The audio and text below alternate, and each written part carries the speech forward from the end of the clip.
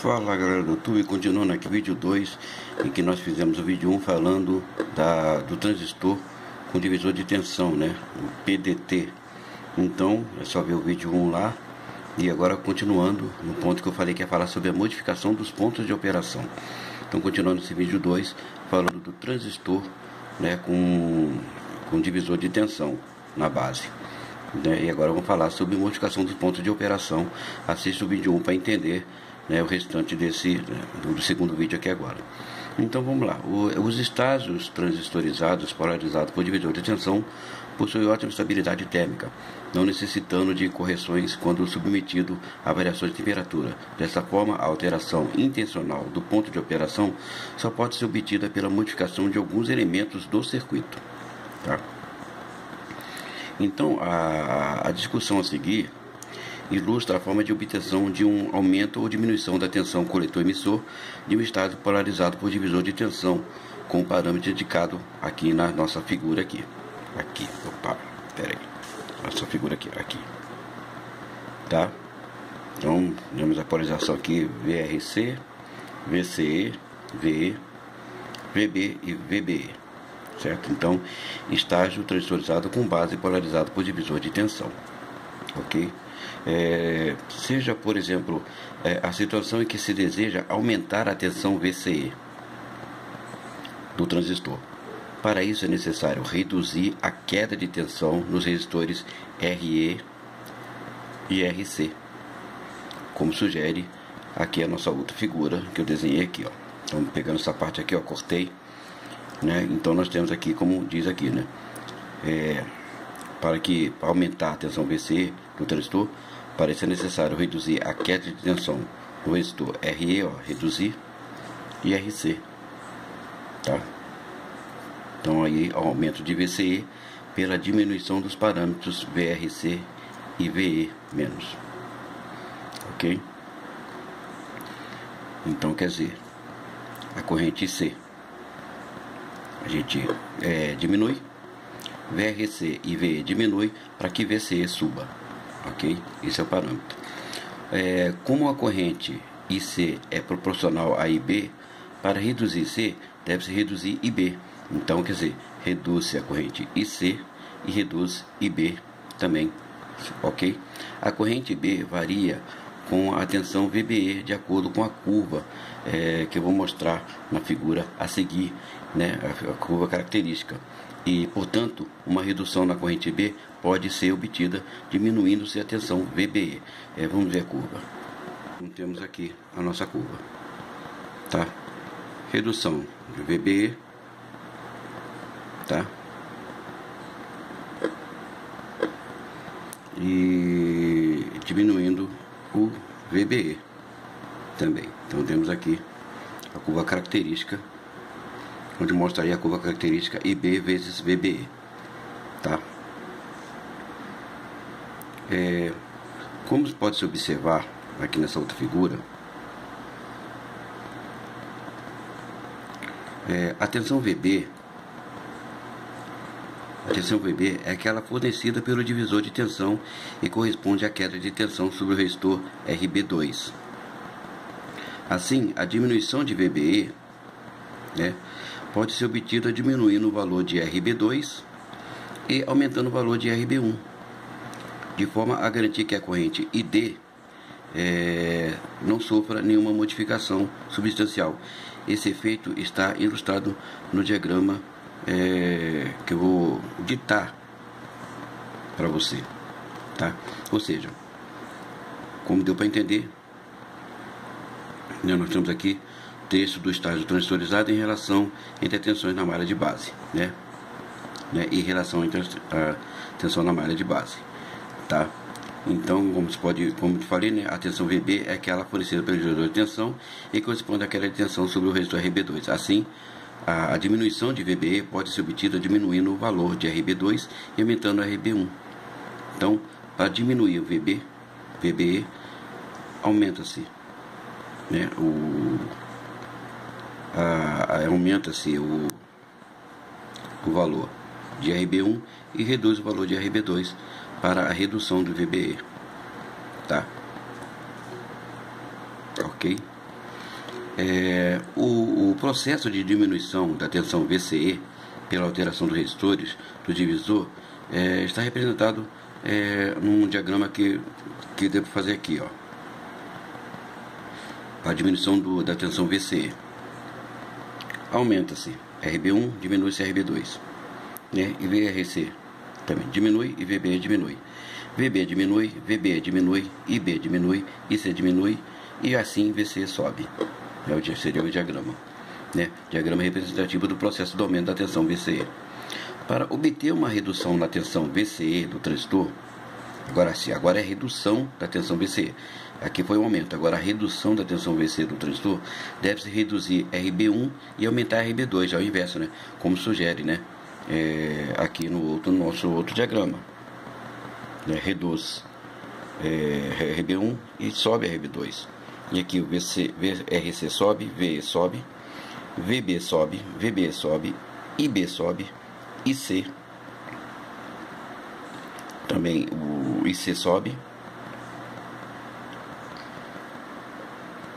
tá? E assim VRC, VE, né? Como dá para ver aqui, também sobe. Assim temos a diminuição do VCE, diagrama representativo do processo de redução da tensão VCE, tá? Agora, sobre o fator de estabilidade, tá? Vamos falar sobre o fator de estabilidade. O circuito polarizados por divisor de tensão, né? O circuito polarizado por divisor de tensão exibe um fator de estabilidade S de bom a ótimo. A alta estabilidade térmica desse método de polarização deve-se principalmente à inclusão do resistor de emissor. O fator de estabilidade para esse tipo de circuito pode ser calculado da expressão, escrever aqui, ó, S igual a RE mais RB sobre RE mais RB sobre beta mais 1, tá? Essa equação, onde RB é a resistência equivalente do divisor dado por RB igual a RB1 vezes RB2 sobre RB1 mais RB2, né? O processo de estabilização térmica.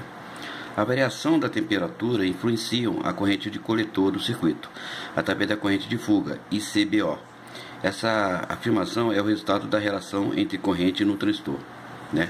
Essa afirmação é o resultado da relação entre correntes no transistor, ou seja, IC igual a beta IB mais beta mais 1 vezes ICBO, tá? Isso aqui é a variável com a temperatura, A componente de fuga da corrente de coletor não pode ser alterada externamente, pois se deve a fenômenos internos ao transistor.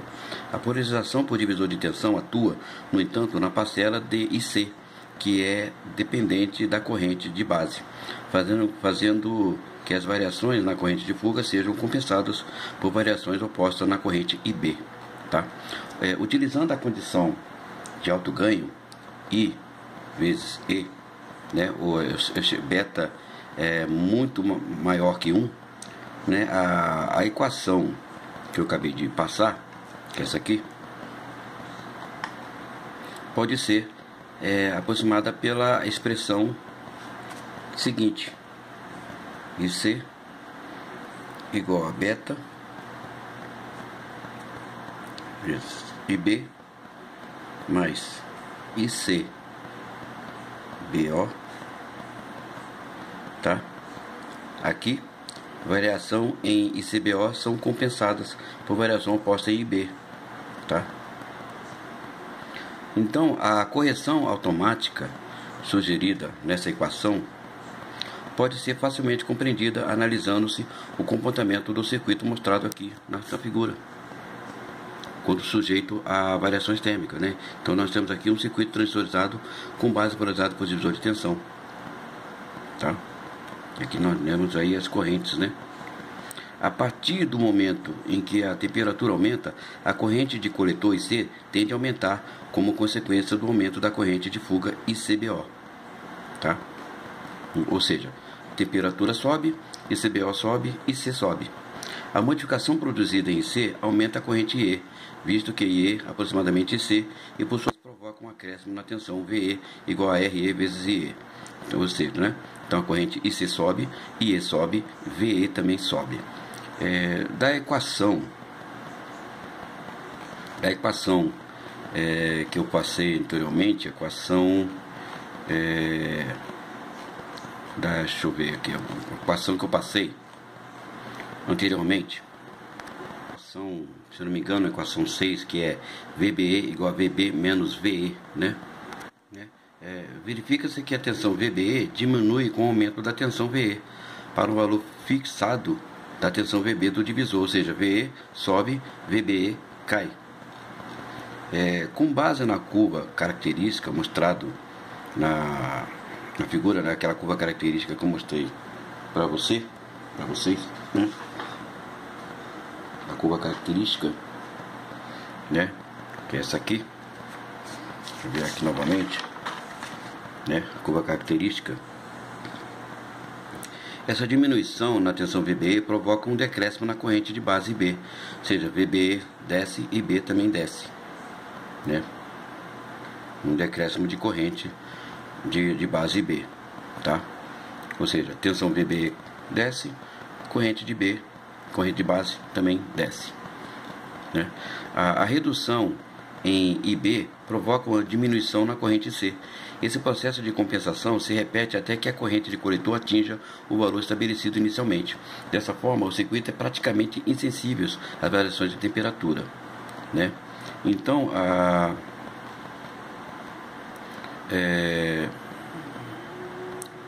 eu posso dizer aqui como é a sequência de eventos que compõem o processo de estabilidade térmica de um circuito transistorizado com polarização de base por divisor de tensão.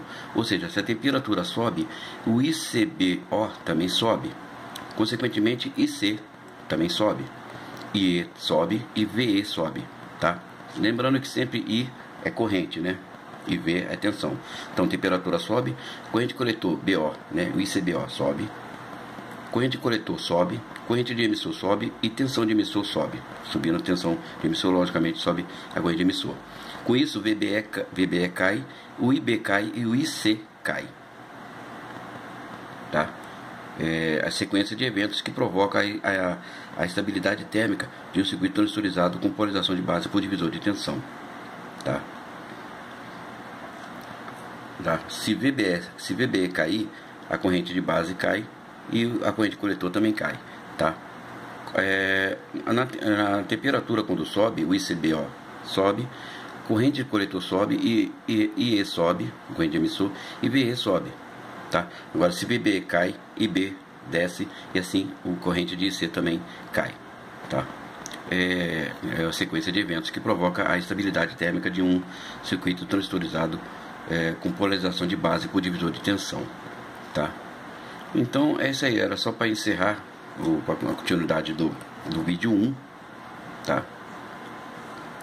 Do vídeo 1 falando sobre transistores polarizados por divisor de tensão na base, né? O famoso PDT, tá ok?